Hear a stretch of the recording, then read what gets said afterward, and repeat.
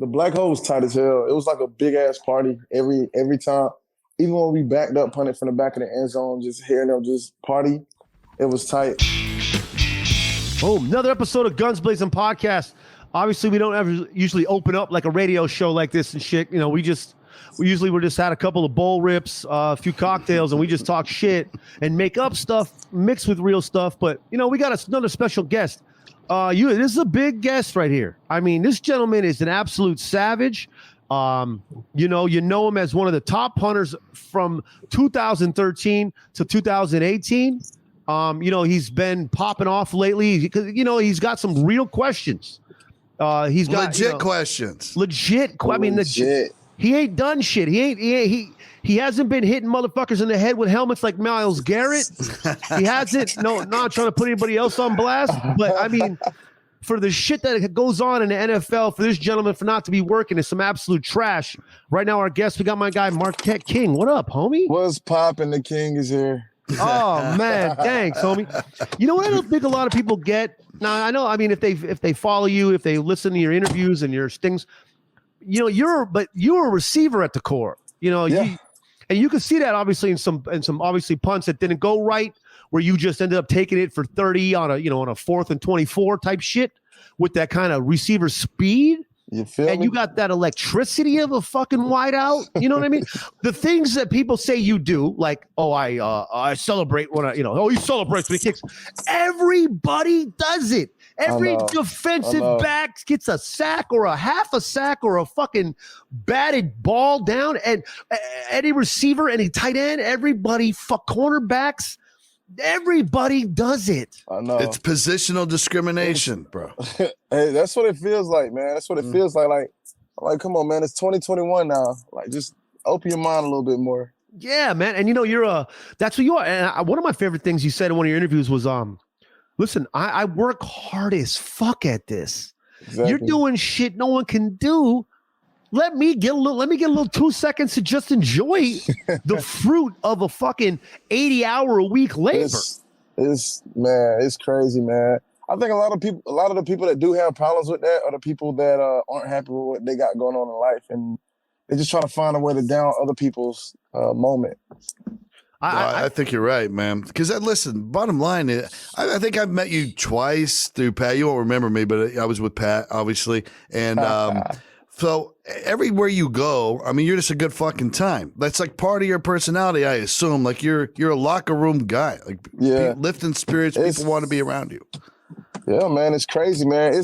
That's one of the funniest things ever too. When somebody says he's a problem in the locker room. First of all, kickers, punters, and long snappers are only around the team like 3 to 5% of the fucking time during the whole time period. Most of the players are in their own meeting rooms with the coach and stuff. Kickers, punters, and long snappers, we like hanging out with each other all the time. Janikowski's probably looking at Zillow, trying to look at other houses. Kondo over there doing stretching and stuff, and I'm over there just making beats on the computer. So nice. Yeah, man. So where you at right now? You say you're in Michigan right now. What, you got your dog with you? Man, so I'm out here with Michaela. Michaela, man. Hi, Michaela. So she's in a training camp. She got a boxing match on June 19th. Nice. So that's beautiful. Yeah, I came out here to training camp, and I came out here to just get some extra work, man. Every time I work out with her, I just get better. So I'm gonna be running. I'm gonna do a little boxing. I'm gonna be kicking in the morning. So I just got the whole setup right now. And then who you got there in the back seat? So we got my homie Moose right here. Yeah, look at Moose. Yeah, he's supposed to be named Mufasa, but he wasn't tough enough, so they just took the Fasa part out. Then we got Luna. Luna's a little feisty chick back there, so she's just holding it down.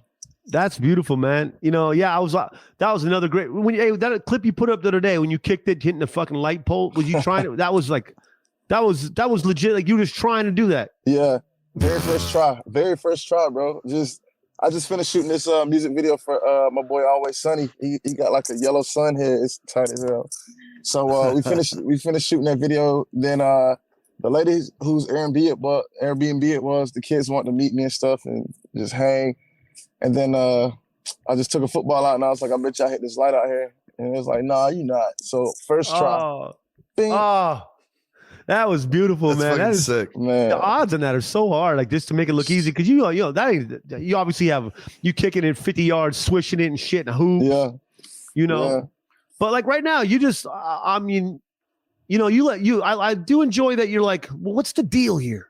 People, do, you know, on Twitter, you're not really like, you're not talking shit. You're asking questions. Yeah. You know, that's what I like. A legit question. I don't know how you go from your standing as a punter in the league to now I can't get a fucking spot. Like, how the fuck's that happen?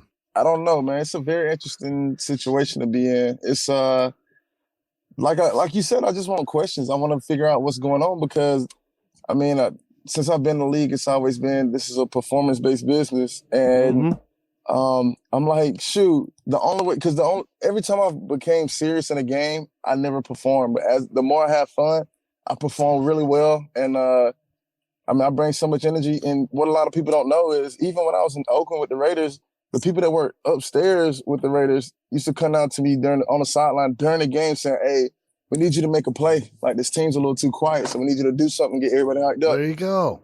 It's crazy, man. It's crazy. But, like, it was some really good people that worked at that organization when I was there. But like I said, I just want some answers, man. Like, just tell me what's going on. If they don't want me back in the league, let me know so I can start focusing my energy on this music thing or something else, because it gets hard when you feel like a lot of people are against you and you constantly focus on training at a professional level every day. Just it's got to be different too when you're looking at like I'm better than that dude, you know, like that's bullshit. Well, and can they not just fucking enjoy like teams? Can they not just enjoy that usually a punter doesn't sell jerseys, but I got one that fucking will? Like, I mean, I don't know, man. I don't know. Yeah, you know what? But so you're working out obviously regularly and doing your thing. What else you got? I mean, you love obviously your music. You know, you're into your music. You know, doing your thing. I mean, do you like being part? Are you using who you are to like be cool as shit and help with like younger rappers or artists, or are you also looking to cut your own and do your own thing and like, you know, like are you banking tracks and shit? Yeah, like I mean, I got a small income. I just connected with the music manager out in Calabasas, California. I have a single out right now, so I've been doing the music seriously for 5 years, but I've been doing it overall since I was in high school. And I have a song right now that's got, I think, 500,000 views called Country California Girl. It's a single that I got that's getting pushed really heavy. It was a huge billboard in LA too, downtown. But that song's going to end up being really big. So it's almost like regardless of what happens, I'm going to still be out there. I'm going to still be big. I'm going to be a fucking rock star. You feel me? But at the same time, I don't know, we brought here on earth to just have fun and enjoy life and make an impact to other people, you know? You in there training? You in there boxing training over Michaela? I mean, shoot, she want me to work with her on some sparring stuff, but I'm kind of scared. When you look at the highlight tapes, man, she throwing. Hey, it don't matter. People, you gotta understand. Women will knock you out, man. When they training is training, homie. That's what I'm saying, bro. She got a gift, man. She's working out with one of her legendary coaches that she has out here in Michigan, Al. So Coach Al. So, bro, that's beautiful. I mean, I had an opportunity to train with Chris Lytle for a while, Matt Mitrione.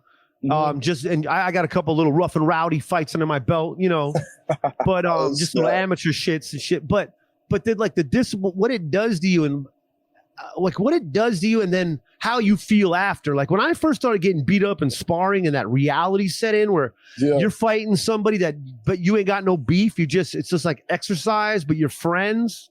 Yeah, it's a wild experience, and I suggest anybody do it because it's a reality check. Yeah, it works your brain. It works all your muscles. It works your thinking, works your brain. And also, I'm sure it's weird because I was even asking her at one point, like, if it's somebody that you're cool with and you get smacked in the face, like, how do you remain cool with them? And it'll be kind of scary to fight a boxer because they don't see fighting as fighting. They see fighting as a game. So it's a game to them. So that's kind of scary. It is because they don't lose their head, man. They're like look, they keep eye contact. They're watching your hips or whatever the fuck they're watching. There's no way. Like that's always been my worst nightmare, and that's why we always talked about. I'm glad MMA came along because at least you know by the fucked up ears, right? Like I'm not fucking with that dude. But boxers, you can't tell, dude. What that dude's 125 pounds. What are you fucking talking about, bro? And then you're unconscious on the floor. I know. It's at least you get a warning sign with the ear from the MMA fighter. Yeah, exactly. So what you said you had a couple cocktails. What's your favorite? What's your go-to cocktail? My go-to cocktail, man. I don't drink a bunch of mixed drinks, but like when I do go to Vegas, I get 1942 Julio. Oh, nice. That is fire. Yes, it is. I'm a Cabernet person. I like red wine. I've been sipping a lot of Pinot. I like a little bit sweeter. You like sweeter, but I feel like that's. Just a little bit, though. Just a little bit, because you know that. Because I don't want that Cabernet. Sometimes I'll get that film all over your mouth. Chugging that shit off your tongue and cheeks and shit. Yeah, I can't go too sweet on it. It grows on me after a while. Like I can have like a half a glass, a little one. Like somebody gave me a Moscato one time, and I was like, "Oh, this is delicious." But like 4 drinks in, I was like, "Damn, man, I'm full." And your head will start pounding. I know. Your head start pounding if you don't brush your teeth before you go to bed. You just have red teeth. It's wild. It's wild, man. No, I love a good Cabernet. So you take care. I mean, you're ripped and you take care of yourself. So are you like always like eating healthy? What, or do you like to fuck around sometimes and go nuts? If you do, what do you eat? I mean, most of the time when I'm going hard during the week, I try to eat as clean as possible. But like, I don't know. It's a mixture between like. Every once in a while, I give myself a treat with Chick-fil-A or Raisin Cane's or something. But, like, it's a mixture right now, especially right now. Yeah. I mean, I was, just before the interview earlier this afternoon, I was like, obviously I follow your career, and I always see you just booming it. You know what I mean? But I just enjoyed watching, again, your highlight reel, just 70-yard bombs and launching missiles, bro. We've had and I get it more than other people. We've had the luxury, like, before Pat McAfee retired, we used to hang out with him. We'd go over to his backyard and fucking just shag his punts. And before the season started, like in June and May, before that July deadline came, when everybody was dreading. And listen, bro, like the regular people don't realize how fucking fast those balls. Like, I remember catching Pats and like you in your chest, and you would have a fucking bruise covered in red. That's what I'm saying. When McAfee hit a punt, I'm talking about that thing it goes super far. And like the funny thing about it too, like once he punts a ball, he don't just go straight up. He lunges out with his technique and everything, and just sends it as far as possible. It's crazy. That is dope though. Your guys' similarity is that you both weren't punters. Like you just had to happen. Also, just with your amazing athletic ability, can also just fuck up balls for 70 yards. I know, man. I know. No, it's cool, man. I feel like me and Pat, we both just brought like personality to the position for sure. And just as much as I've been talking to Pat too, like he just has that mindset where he's gonna continue to be himself, and if you don't like who he is, then screw you. Like, that ain't no joke. That dude, I seen that dude fucking turn down scary money, but he was like, "Fuck you! No, I ain't doing what you want me to do. You can take your money and go fuck yourself. I'll do it myself." And he does, and it always works. Yeah. I'm like, fuck it, dude. I would. I don't know, man. I would suck a few dicks for that amount of money. Like, I don't know. I'll watch him for 10%. Yeah. Oh shit. That is hilarious. Oh man, dude. That's so dope, man. You see, you're early 30s, bro. Early 30s is so good on Todd. I'm 43. I'm 42, and Todd's 49. What are you, 32, Marquette? He's born in wait. You were born in 88. Yeah, he was born in 88. 80s, baby. I'm 78. So 32 is the perfect age. That just after like you're at your peak, man. As a human being, I think your mind is just right. Your body's still good. Like, and so you got to be antsy now. But you know what? Fuck them. You got music. You got whatever. You had to be good at other sports too, right? Yeah, I play some other sports. I've been working on a little bit of golf, but like. The main thing I learned within the last 2 years was you don't attach yourself to one thing. Like a lot of And don't listen to a lot of other people about that too, because you live your life to do a bunch of different things, make an impact in a bunch of different ways. And you don't just attach yourself to one thing, because once that one thing gets taken away from you, or once you outgrow it, then you start going crazy because you never opened your mind up to a bunch of other things. So that was the main thing I learned. Yeah, man. Yeah, That's man. We cool. do. You know, and it's just good. I just enjoy watching. Like, I at some point, it just pisses you off because so many people do so much fucked up shit. Yeah. And they still get to do it. I mean, don't even get me started on Richie Incognito. This motherfucker did all the shit he did. You know what I mean? It's wild to pick and choosing. Like, you know, obviously you can get it with Kaepernick because of the way that man literally divided the country. You know what I mean? On some social issues. But Jesus, I think the worst thing you did was fucking celebrate with a flag. Man, one time, and it was a smooth ass move too. It looked good. Look, and I think the penalty even canceled out, so it wasn't even a loss. Yeah, no, I think they just don't want punters getting attention, man. It's positional discrimination. They're like, we don't want them to getting all that attention and detracting from. You tell me that's not an important part of the game? Yeah. Pin that fucking team 4 different times that game within the 10 and tell me it's not changing the outcome. Man, I Fuck 'em. don't know. It's a weird situation. At the same time, like, at the end of the day, I'm blessed. I was blessed enough to get like a platform through the NFL. Yeah, like, I was blessed to get financially stable and have a nice house and everything and have a nice life. Help my cousins and families around me. So, like, I'm thankful for all that. At the end of the day, though, like I said, I'm not attached to just one thing, especially that. Especially if I'm not welcome, then it's not gonna drive me crazy. Not like it did the first time I knew what was going on. And I mean, it is what it is. Everybody got their own journey of life where they just walk. So I'm just keep walking this journey, and let's see the next spot I land if it doesn't work out.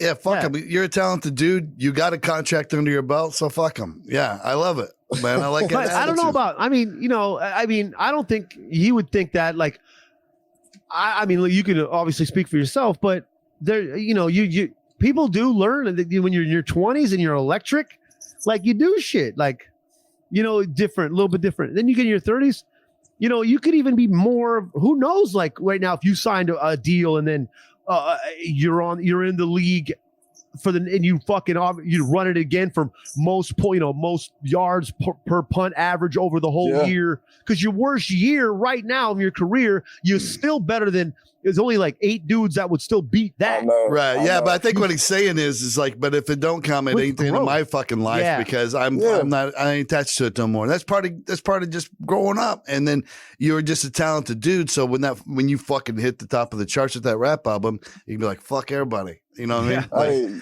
you feel me, though? It's gonna be a whole different storm once that pops off in the music. Yeah, right. I can't wait for it. Jesus, yeah, let the work show as it's a work. And I can still you literally do that on the side and be better than 90% of everybody right now. You got any, like you go out and have fun and you got some money, you've taken some trips with your boy. Like you got any real, like what's your favorite fucking travel story? Something crazy that popped off where you just took your crew and just went and let it happen. I think my most favorite place. Yeah. Where was that? My favorite place so far, man, it would have to be, man, it's hard because it was me, my homeboy Wayne, and Navarro Bowman at the time, and a couple of other people, and we were just wilding out in Hawaii. But also, I just went to Tijuana for the first time 2 weeks ago. Yeah, that was fun. Yeah, that was fun. Crazy, huh? It was a strip club that we went to called Hong Kong. Never seen nothing like it. It was like it was almost like being in a Dallas Cowboys stadium with a bunch of like real strippers, and like it was just interesting. Like the color of the lighting and everything. It was crazy. Well, you mean the venue itself, like just how like wild and large? The whole strip club and everything was just so fire. But before that, we went to a winery. We went to a cool winery. So pretty in there too. Really? Yeah. Oh, see, now I love that. You go to a winery in Tijuana. I've been to Tijuana a few times, but never did it cross my mind to go and check out a winery in TJ. That is unbelievable. It was nice though. It's nice. You sitting on the top of the mountain and everything, looking at the whole ocean and everything. It was fire. And like, That is- it's so weird, but like, you know how I think some of the homeless people live in like on a hill, like with a bunch of things just thrown together to create a house. Mm-hmm. Even that looked pretty. It was just different. Are you like a chill guy? Like you like to go out somewhere? You like it's kind of like to chill, or are you looking like, no, let's get together and let's go somewhere where it's gonna pop off? I like day party. I'm a huge day party person. So like, if I can get if I can get the right crew together, let's day party. Let's wild out for a little bit during the day, and then let's go to sleep in time to not have a hangover tomorrow. Yeah, I love that move. It definitely is. That's a veteran ass move right there. You feel me? Because you go out at nighttime, especially on my homies. Like, man, you can't go out to the club with some of the homies that I was hanging with on the team because like they want to go out. The club opens up at like 9:30, 10 o'clock. They want to go out at like 12, and I'm like, I'm finna go to sleep. Yeah. Fuck that. No. The older I got, man, the earlier we started, bro, and then you finish it off. You're good because nothing never happens. Nothing after that. Once the sun goes down after a strong day drinking, nothing good's happening. That's what I'm saying. Like except sleep. You know what I mean? Give me some sleep, and now boom, give me a big ass jug of water, some sort of maybe decent, good, some kind of food that I love, and I'm out, bro. And I wake up in the morning ready to go. Bro, that's what I'm saying, man. That's me all the way. That's me all the way. So you're there at the fight camp. She's in camp. Yeah, she's in camp, man. She already. When's her fight? June 19th. June 19th. That's we're gonna watch that, bro. We who's she fighting? Who you fighting? It hasn't been announced yet. It's from Argentina. It's some girl from Argentina. She said it hasn't been announced yet, but it'll be out there, man. Yeah, we'll promote it on this podcast. We'll get your ladies. We'll get your friends, Michaela's full name, and then we'll, tell whatever the fight's on. We'll let people know. One of our best friends, Chris Lytle, and he's we're all with into fighting, Bare Knuckle. We're, like Bare Knuckle, bro. I just saw that. I forgot. Paige Vincent went to Bare Knuckle. We were there. We watched that fight. Yeah, we were there. Yeah, y'all was at the extra fight. Yeah, Get dude. The fuck out of here. Bro. That was a great fight. Like Paige fought her ass off. Like she fought a good fight and got beat. Like it wasn't like come out and she just disappointed. It went to war. She brought it, dude. But she was facing a warrior. That chick was fucking mean. Yeah, and she did too. I mean, they banged it out, dude.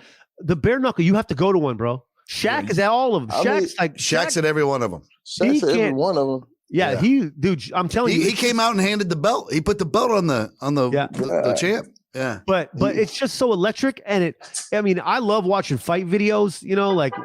And I'm just most dudes like we always if you get to like it's like seeing a tiger fight an hour or an alligator fight a fucking deer, fight all at the same time when you see a street fight live randomly. Yeah. But this was Bare Knuckle is just like it's like organized street fighting. Yeah, and it's so dope. This is how it went for me, Marquette. Like I used to be a huge boxing fan. I started watching less boxing when I started watching MMA, and then now I watch way less MMA because I'd rather see Bare Knuckle. Bare Knuckle is where it's at, dude. The shorter rounds, and they fucking bang the whole time. And when you're live, I don't care. We were like middle tier for that fight, and we've been up close too. But even middle tier, this is what you hear. I mean, it sounds like pork chops being slapped on the floor. Yeah, I think I looked up Bare Knuckle on YouTube one day, and I saw these two dudes with the Chuck Norris Levi jeans on. Bro, they was really throwing them, bro. Yeah, they was really throwing them, and I'm like, man, I don't know how I would do that. That's these dudes are warriors. They're all warriors, nuts. Bro. Yeah, no.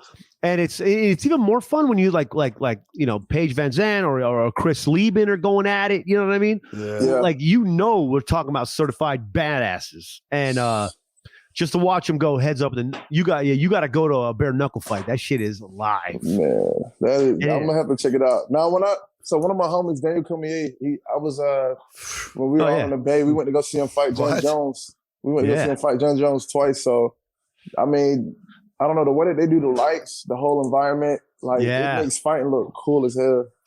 Your homies with DC? Yeah. Yep. I think he's my favorite fighter going right now. Like, even though and you know what I love? Just his intelligence on the fight game. Like, you ever watch his ESPN Plus show? I haven't watched it yet. Oh shit! The way he breaks down fights. I haven't seen it. Oh man, dude, I'm telling you, it's the next level. There's a show on ESPN Plus, the app, where he breaks down just breaks down fights, and you can just see why his fight IQ is double anybody, and it's not even close. Bro, he's got talent for real. Yeah, he's up fight IQ and fucking works harder than everybody.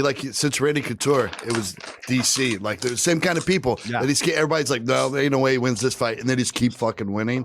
Like, it blows me away. That's cool. Me, him. It was me, him, Josh Koscheck, Josh Thompson, and Chuck Liddell. Damn. Fuck. We were all hanging out at this, what was it? It was a day party at, I forgot the hotel, where they be shooting the water up in the fountains and stuff. Bellagio. The Bellagio. Bellagio. We were at the Bellagio. Fire. Damn. Fire, man. Yeah, and you know what? Look at that.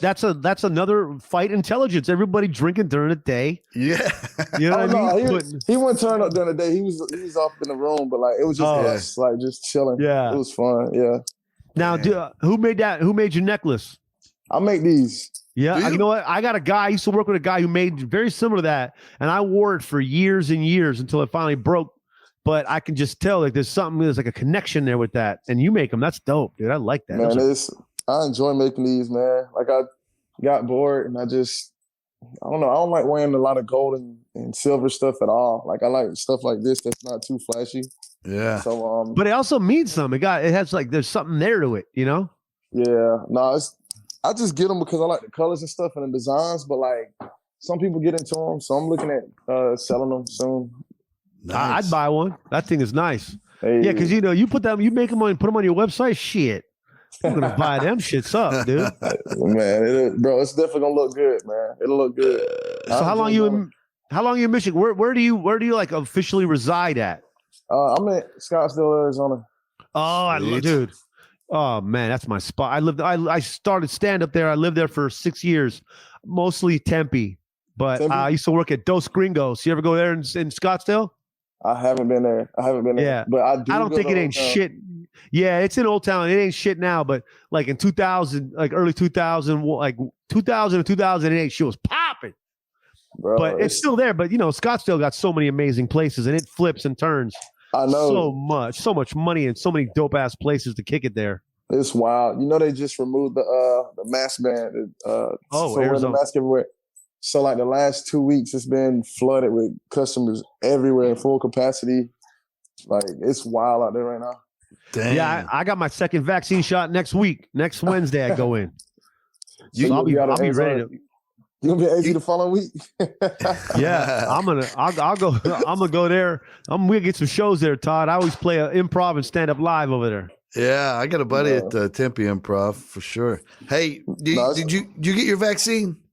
Nah. Yeah, how do you feel about that? Yeah, how you feel about it? Man, how do I feel about it? I'm not the biggest fan of it right now. I've never gotten a flu shot except one time when I was little. But like I don't know. I'm just one of those where if it's my time to go, it's my time to go. It is what it is, but it don't feel good when you catch it either. But I never got the flu shots either. Yeah. I did it once and I got sick as fuck, and I'm like, I'm not doing the flu shot anymore. I get the flu less. You're guaranteeing me the flu once a year. I like doing that. So I did this because in comedy you about got to, you know, they're like, if you're gonna travel and do shows, you gotta show us that you're doing it. But the motherfuckers, dude, they hit you with that. I was like, I almost knocked that guy out of the chair. I'm like, what the fuck was that, dude? No, that needle was like that big around. When they stick the Q-tip in your nose to test you when it first started testing. Yeah. That was the worst. Hey, Jesus Christ. I got a question. How much did you love the black hole? The black hole was tight as hell. It was like a big ass party every time. Even when we backed up, punted from the back of the end zone, just hearing them just party, it was tight. But like I also got to the point where I stopped getting nervous because I used to when we used to have our Mondays off and then the 49ers played on a Monday or a Sunday night, I would go to the 49ers games to just sit in the crowd and just see what the fans are paying attention to. And if the fans are paying attention, and then once I realized fans aren't really paying attention like that, then, man, it was so easy to play in front of people. Oh, you mean like you'd go to watch the Niners play from the crowd and just check it out? In Santa Clara, yeah. Yeah, but you know, I feel like was it high? Where'd you sit at? Like, who do you think that they care less up top or down low? I think down low they would care less than up top, right? Yeah, because also they paying more money to sit down in those seats, so I'm sure they don't want to waste the experience. But like, I would sit like a couple of times I would sit behind a field goal just to see the whole field, and then sometimes I would sit on the side, or sometimes I'd be in the press box. But like, I definitely want to sit near people just to see what their interactions are, how do they interact with each other and everything. It was fun. So you're saying the vibe you would get that just gave you more of a like, fuck this. They're not, like they're watching, but they're not at the same time. Yeah. A lot of them. It gives you a fuck it like mindset where you just don't care. You just don't worry about it. And also at the same time, you got to kind of like bring your ego out a little bit and just be like, I'm that guy. I'm that dude. And like that helped overcome that other part of being too anxious, Yeah. I mean, but but the black hole, I know those motherfuckers are into like they're not playing, bro. They are ready, dude. Bro, you'll be out there warm ups and you'll smell somebody light one up, man. It was those. Yeah, I've been to a few of the games there, dude. I'm from Los Angeles, but I went to some Oakland games with one of my best friends. Huge Oakland, Raiders all day, and yeah, dude, that shit was electric. But again, I think that's cool as shit. You just went in 49ers game, just sat in the crowd, see what up. Yeah, it was cool, man. Walk around like I'm on Assassin's Creed with my hoodie up sometimes. Yeah. Walking in mud. No one ever recognized you in the stands? Sometimes it depends. Like if I'm drunk enough and I just take my hoodie off, like fuck it. And then that's when I start getting stormed. But regardless, I just like interacting with people, period. I like joking with them like, oh, y'all 49ers fans, it's terrible. But like at the end of the day, man, it's just all love. So it doesn't bother you like when you started getting famous and people like recognizing you on the street, you're like, it's all good. You're a people person. I remember, I definitely am. I remember we went to the club with Darren McFadden, Jacoby Ford, Marcel Reese. Like we were in this limo. We get out at the end of the club. I was with my boy Streeter at the time, Rock Streeter. And people started recording Darren McFadden and Sel and all them in front of the club after we got out. And I was talking to Streeter. I was like, man, I want that one day. That'd be kind of cool to have.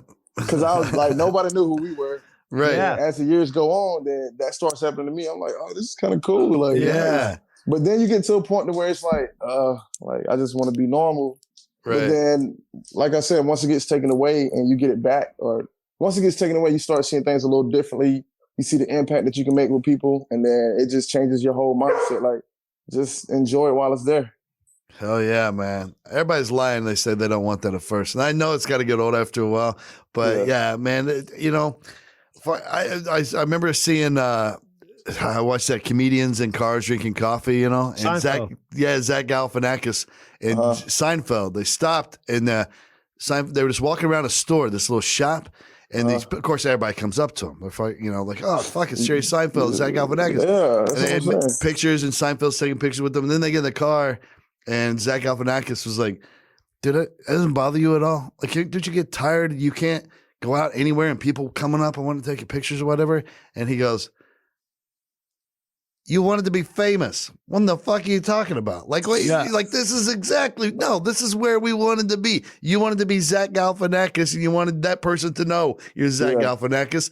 Quit complaining. This is what we were always searching for, No, it's true, man. It's true. You just, I don't know, like I said, once it gets taken away, you just have a different kind of appreciation for it. And I think my appreciation is way different, especially with what I went through when I was in Denver. Like, I knew I was super unhappy there with my whole situation, how I was treated. But like, shoot, man, like took a break from it because I really wanted to take a break and get away from it. And then now I'm going back to it. And then when I went to the Battlehawks, shoot, it got to the point where I was barbecuing with fans, like on my off day. It was fun.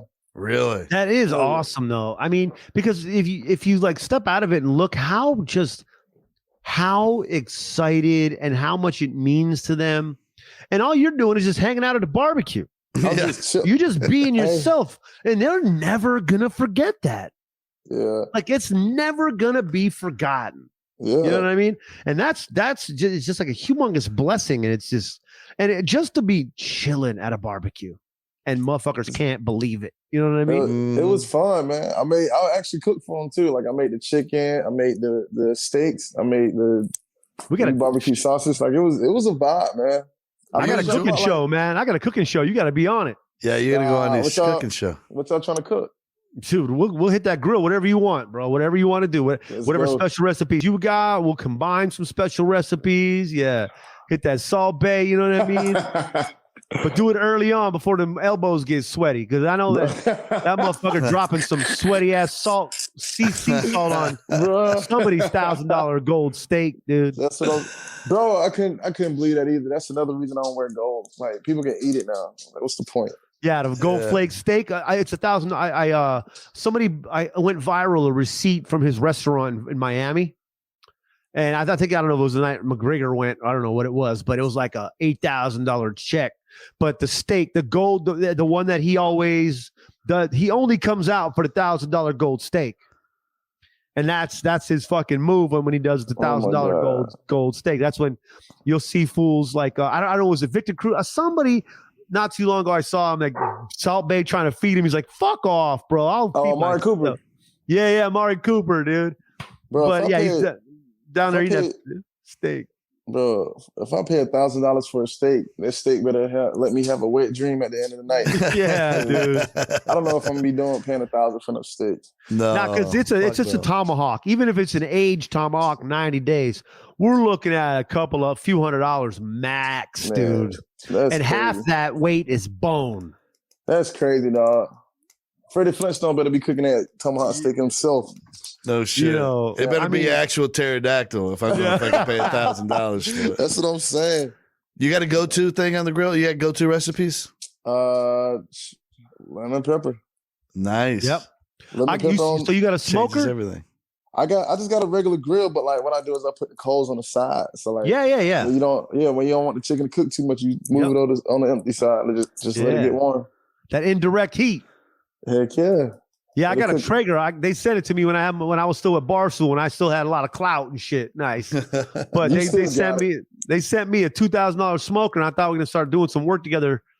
They didn't do shit with me, but they sent me that smoker, and I'm good as fuck with that, with the brisket and the rib, mostly the ribs. Bro, I'm gonna need to see that. The ribs is where it's at. The 6 hour smoke. It's the 3-2-1 system. Do they slide off? What's that? Yeah. You want that bone right on out of there. Shoot, you know what's funny? That's how I figured out what the McRib's supposed to be. It's a slab of ribs where you pull the bones right out. How do you do that? Well, you just got to smoke the shove. You got to do it. You just got to have a nice smoker. You got to have patience, and then it'll come out. It'll come out. The meat, it does its thing. 225, 6 hours. Man, there ain't nothing better than when you go to eat barbecue ribs and you grab that bone and you just pull it up and the meat just fucking stays there. Bro. You're like, oh yeah, let me get ready now. Bro, I've only experienced that one time. Yeah. We might have to just go on a barbecue run because there's so many amazing spots that just have these dudes. You ever watch the barbecue show on Netflix? Nah. Oh, it's like what's called Barbecue Science or some shit. Jared, can you let us know what's called? It's this bar. I forgot the name of it, but it's unreal. And they do it like all over the globe. So you get like the most unbelievable experience of the differences, culture. I get all into it. That's like my porn is barbecue. Marquette, you don't ever just smoke up and disappear into those cooking shows for like 2 days, man. That's the best thing ever. Jared, what's it called? The American Barbecue Showdown? Yeah, that's it. No. There's another one. Yeah, it's a different one. That one is dope too, but that's like a reality show. Chef's Table. Maybe it's something else. It's where they go to Australia, they go to Mexico, they go to Texas, North Carolina. God dang. But that's a Rodney Scott barbecue. He was whatever Rodney Scott was on. That's this dude that barbecues out of North Carolina. I gotta check it out. It's just the science. It's all good, Jared. I usually only travel based on what kind of food's in. Like if I'm picking a vacation, it's always food based. Like I'll look it up and I'm like, all right, what restaurants I got there? What are people saying about the food scene? What the food trucks are like? The diners are. You're not a diner guy? I think you're too healthy to be a diner guy. You're too damn cut up. You talking about where you just sit down and go eat? They're cooking out on a griddle, like you can see the dude. There's no separation from Waffle House type shit, but just maybe mom and pop too. Every once in a while, I love teppanyaki though, so I like going to teppanyaki spots. Yeah, me and Todd here, we go during COVID. We were getting too cooped up. We don't know what the fuck to do with ourselves. So we just decided to try to film a TV pilot. And so we filmed. He has an old barn in his backyard, not a big ass, like a shed barn, not like a big ass barn, but like a shed barn. And we turned it into a bar. I'll send you the link. You can watch the show. I got the sickest patio bar in Indianapolis. Like it's fun. We went all out. And it's even at the teppanyaki. We put because I don't know if you ever cook on that teppanyaki, man. But you need to get one of them shits, dude, in your backyard. It fucks up breakfast. You fuck up the lunch. I mean, it is the standalone griddle is only like $250, and you become a Waffle House cook, a goddamn taco man. Tacos are the shit out there, dude. Tacos. You become a Japanese fucking grill artist. It's just the skillet grill. I can't wait till I can. You ding ding ding ding ding. You fucking around with those with the long little spatulas and shit. Oh, I bet that shit's tight. I'll be trying to light up. I'll be trying to put the little grease around the whole table, set the thing on fire. Yeah. Oh, nice. That's what you do. I'm gonna do it. Yeah, you hit that. Yeah, no, that's what you do. You can do the onion volcano and shit, all that. That's what I'm saying. I'm gonna get the whole outfit too with the top. Yep. Boy, dude, the shrimp up there on top. I'll be your sous chef, and then we'll invite you. You sell $200 tickets to this motherfucker, dude. Man, hey, we'll get a portable one so we just stand in the middle of Old Town and just start cooking. That's it. There you Put go. on the whole show. Oh man, that would be awesome, bro. Heck yeah. I love Old Town, man. I used to go. It used to be an awesome comedy. There used to be some comedy clubs down there. We used to bounce around. There's all these great little bars. Scottsdale, the people that open bars there have more money than most people who open bars. So they just open unbelievable places. I know. It's just a great spot. I know. Phoenix in general is unbelievable. You ever go to Oso Brewery? I don't know where that is.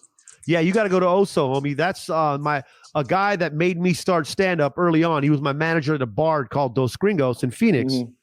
He's become a absolute multi-cabillionaire bar owner. And he has a brewery called Oso Brewery, also distillery. It's in North Scottsdale, Gilbert, Mesa. He got 2 in Phoenix Airport. I mean, he just bought buildings in Flagstaff and another one in Gilbert. But you got to go to Oso Brewery. Bring the doggies. Like, it's the best doggy-friendly place you ever been, dude. I'm gonna check it out. Scottsdale has one, 44th off of 44th at Indian School. Mm-hmm. In that area, roughly. Not exactly 44th Indian School, but like right around there. Take your dogs, and that's the day drinking hot spot. All right. I'm going to check it out. Yeah, I'm going to see what you're talking about. Yeah, I'm telling you, I'm a day drinking expert, man. I also bartended at a day drinking place for 15 years overall.